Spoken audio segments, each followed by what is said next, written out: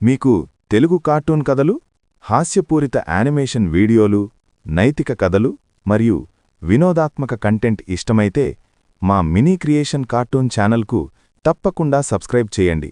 Bell ఐకాన్ను click చేసి నోటిఫికేషన్లను on చేయండి.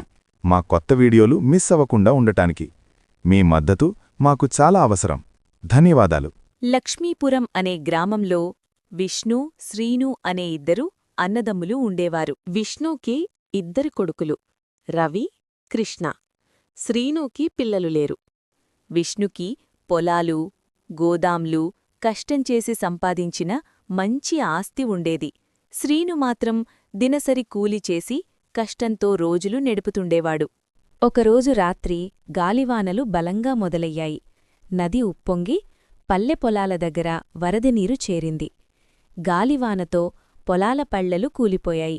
పంటలకు నష్టం కలిగింది. ఆ రాత్రే విష్ణు తన గోదాంలోకి వెళ్ళి బియ్యం సంచులు లెక్కపెట్టాడు.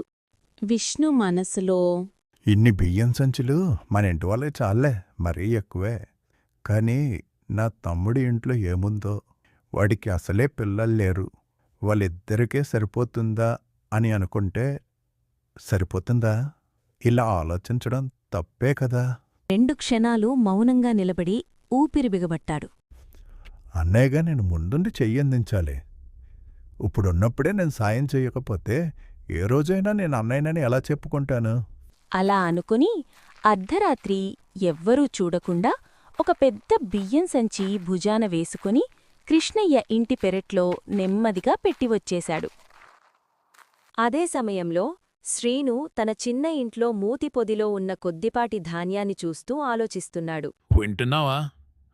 మా అన్నయ్యకి పెద్ద కుటుంబం, పిల్లలు పెద్దవాళ్ళు అవుతున్నారు. వాళ్ళ పిల్లలు బక్కచిక్కిన శరీరం నేను చూడలేను.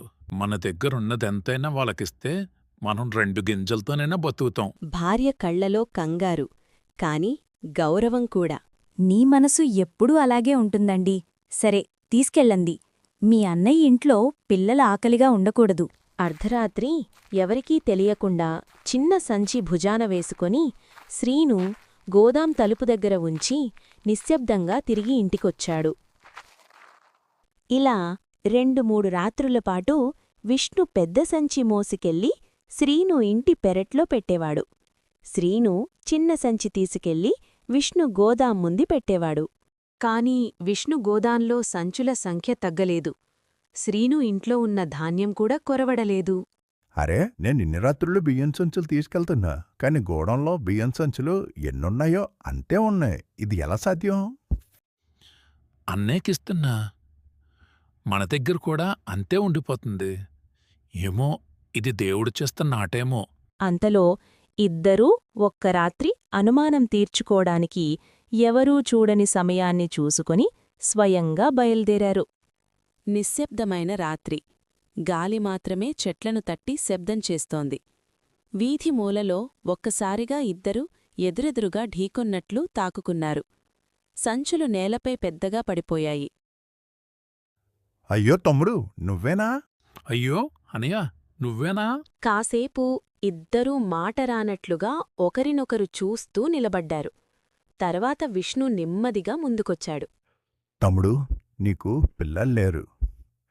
అయినా ఈ వరదలతో నీ పనులు ఆగిపోయి ఉండవచ్చు. కనీసం నీ వద్ద ధాన్యం ఎక్కువగా ఉండాలనుకుని నా దగ్గర్నుంచి నీ ఇంటికిస్తున్నా. శ్రీను కళ్లలో నీళ్లు తెరుచుకున్నాయి. అన్నయ్య, మా దగ్గర ఉన్నది ఎంతో ఎక్కువ కాదు, దేనికి దానికే చూసుకోవాలి. కాని నీది పెద్ద కుటుంబం అన్నయ్య. నీ పిల్లలు ఆకలితో ఉండకూడదనే నా భయం. అందుకే నా దగ్గర ఉన్న కొద్దిపాటి ధాన్యమైనా నీ గూడెంలో పెట్టేస్తున్నా.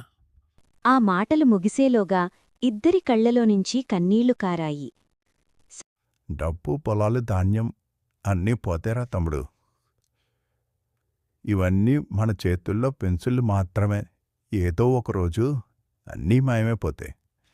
కాని మన మధ్య ఉన్న ప్రేమ నిజమైన సంపదరా తమ్ముడు. అన్నయ్య, నీది నాది అనే మాట మన మధ్య ఉండదు. ఏదైనా మనది అనే ఒక్క మాటే ఉంటుంది. నీ పిల్లలు నా పిల్లలు అనే తేడా లేదు. ఆ రాత్రి నుంచి లక్ష్మీపురం గ్రామంలో అన్నదమ్ములంటే కేవలం రక్త సంబంధం కాదు, మనసుల సంబంధమని అందరికీ తెలిసింది. ఈ కథ చెబుతున్నదేమిటంటే, అన్నదమ్ములు సంపద కోసం కాదు, ప్రేమ కోసం త్యాగం చేసేవారు. నా ఇల్లు నా కుటుంబం అనే గీత నుంచి బయటికి వచ్చి మనవాళ్ళు అనే గీతను పెద్దదిగా గీసినప్పుడు నిజమైన సంతోషం మొదలవుతుంది. వీడియో పూర్తిగా చూశారు, కొంచెం సబ్స్క్రైబ్ చేసుకోండి మరి. ఇలాంటి వీడియోస్ చాలానే వస్తుంటాయి మన ఛానల్లో.